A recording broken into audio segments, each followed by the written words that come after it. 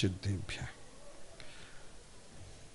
सच की ओर ले जाने के लिए मैं एक बात स्वामी कार्तिकेय अनुप्रेक्षा की 200वीं गाथा आपके सामने प्रस्तुत कर रहा हूँ, जिस गाथा में यह कहा गया है कि यदि आत्मा को अनादिकाल से शुद्ध स्वरूप माना जाएगा या सब जीवों का शुद्ध स्वभाव माना जाएगा तो सबका तपश्चरण करना निष्फल हो जाएगा। जबकि एक पंथ विशेष सिर्फ यह बात मानना चाहता है कि द्रव्य त्रिकालिक और अनादिकाल से शुद्ध है। वो कहता है द्रव्य में सिर्फ ध्रुव स्वभाव होता है, ध्रुव स्वभाव के सिवा कोई दूसरा स्वभाव नहीं होता है। जबकि आचार्य समंतभद्र देव ने स्पष्ट तौर पर कहा है न द्रव्य पर्याय पृथक व्यवस्था, द्रव्य और पर्याय की पृथक व्यवस्था नहीं होती है। युक्त्यानुशासन ग्रंथ के इस श्लोक को देखने के बाद हमें ये पता चलता है कि द्रव्य और पर्याय की पृथक व्यवस्था नहीं होती है। यदि द्रव्य और पर्याय की पृथक व्यवस्था मानी जाएगी तो इस व्यवस्था के मानने पर हमारे सारा का सारा समूह गड़बड़ा जाता है और हम लोग जो है ना 41वें नंबर के अनुसार चलते हैं, जिसमें युक्त्यानुशासन के एक प्रसिद्ध ग्रंथ में यह बात कही गई है कि द्रव्य पर्याय की पृथक व्यवस्था नहीं होती, न द्रव्य पर्याय पृथक व्यवस्था। 47वें नंबर में कहा है न द्रव्य पर्याय पृथक व्यवस्था द्वैयात्म एकार्पण वृद्ध एकार्पणीय वृद्धम धर्मश्च धर्मीश्च मिथस्त दैव न सर्वथा ते भी वतौ विरुद्धौ। अर्थात द्रव्य सर्वथा शुद्ध मानने पर टीकाकार लिखते हैं कि यदि द्रव्य को सर्वथा शुद्ध स्वभाव माने जाता है तो हमारे ध्यान, अध्ययन, दान आदि, परिचय, उपसर्ग और चारित्र आदि की सारे कर्तव्य निष्फल हो जाते हैं और कार्यकारी सिद्ध नहीं होते हैं। इसके अलावा एक और दृष्टांत देते हैं ताका है गिन्नदि देहम नाना कम मानिता कहम पुनको नदी सुहृदा वा दुहिदा वा विया नाना रूबा कहम होंती।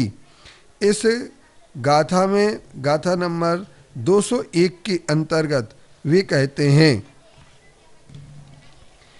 कि जीव अनादिकाल से कर्मों से बंधा हुआ है, संसार में भ्रमण करते हैं और पीछे कर्म बंधन को तोड़कर निश्चल निज शुद्ध स्वरूप को प्राप्त करते हैं।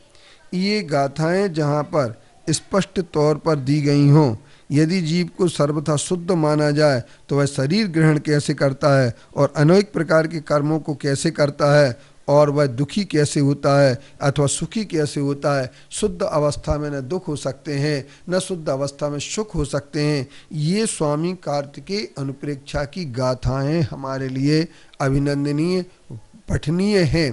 फिर भी इन गाथाओं को विस्मृत करके पंथ विशेष के आग्रह से आगम को एक ताक में रख करके ब्रैकेट बना करके और अपने यथार्थ के स्वरूप को भुलाने की कोशिश की जाती है। और वे ऐसे लोग जो है हमारे लिए अपने आचार्यों की परंपरा से दूर खड़ा कर देते हैं, क्योंकि शुद्ध को शुद्ध बनाना कभी संभव नहीं है। और जो शुद्ध को शुद्ध बनाने का प्रयास करेगा, जब अनादिकाल से शुद्ध है तो इसे शुद्ध मानना हमारी बहुत बड़ी भूल होती है। अन्यथा इसे शुद्ध नहीं माना जाएगा तो कर्मबंध कैसे होगा। और ये शरीर ग्रहण तो अशुद्ध कहता है। और आचार्यों ने आत्मा को सर्वथा मूर्तिक नहीं कहा है और न अमूर्तिक कहा है। उन्होंने ये कहा है एकांत दृष्टि से अमूर्तिक मानने पर बंध आदि की व्यवस्था नहीं बनती है। इसलिए हम ये कह सकते हैं कि आत्मा कथनचित मूर्तिक भी है और आत्मा कथनचित अमूर्तिक है। कर्मबंध की अपेक्षा से आत्मा मूर्तिक है और कर्म से रहित होने की अवस्था जब आती है तो आत्मा अमूर्तिक होता है। तो अगर ये मत माना जाए कि आत्मा सदा शुद्ध है, शुद्ध स्वरूप है, क्योंकि जो समय सार की 15वीं गाथा का जिसका अर्थ निकालने का प्रयास किया है कि जो आत्मा को जानता है वो सर्व आगम को जानता है, तो वहाँ पर हमारे पंडित प्रसिद्ध जुगल किशोर जी मुख्तियार जी ने 8 प्रश्न कांजी स्वामी के सामने प्रस्तुत किए थे और उन 8 प्रश्नों का उत्तर उन्हें नहीं मिला था।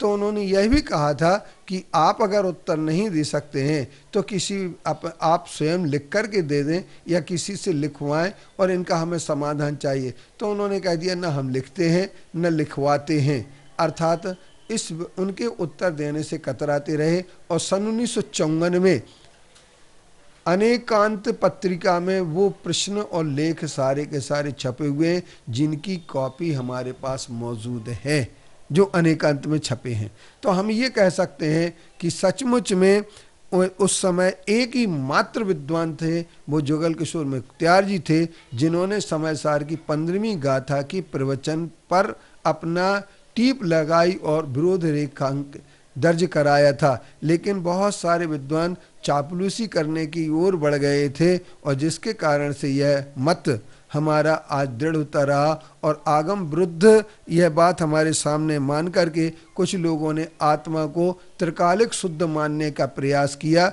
जबकि स्वामी के अर्थ की अनुपेक्षा से 201, 202 3 गाथाएं ऐसी हैं जो इस बात का निषेध करती हैं कि आत्मा त्रिकालिक शुद्ध नहीं है। आत्मा शुद्ध होगा तो आपत्ति बाधा क्या आएगी, यह भी उन्होंने दे दिया कि तप आचरण व्यर्थ हो जाएगा, शरीर का ग्रहण नहीं हो पाएगा, ज्ञान आदि नहीं हो पाएंगे और ये सुहित और सुख और दुख की प्रवृत्ति नहीं हो पाएगी तथा सभी कर्म के निबद्ध होने के कारण से यह संसारीपना भी समाप्त हो जाएगा। इसलिए आत्मा को त्रिकालिक शुद्ध नहीं माना जा सकता है। इसमें सदाशिव मत भी प्रसंग में आ जाता है। अतः इस भूल से हमें बचना चाहिए और आत्मा को अशुद्ध और शुद्ध दोनों रूप में स्वीकार करना चाहिए। सिद्धों की आत्मा शुद्ध है और संसारी आत्मा अशुद्ध है।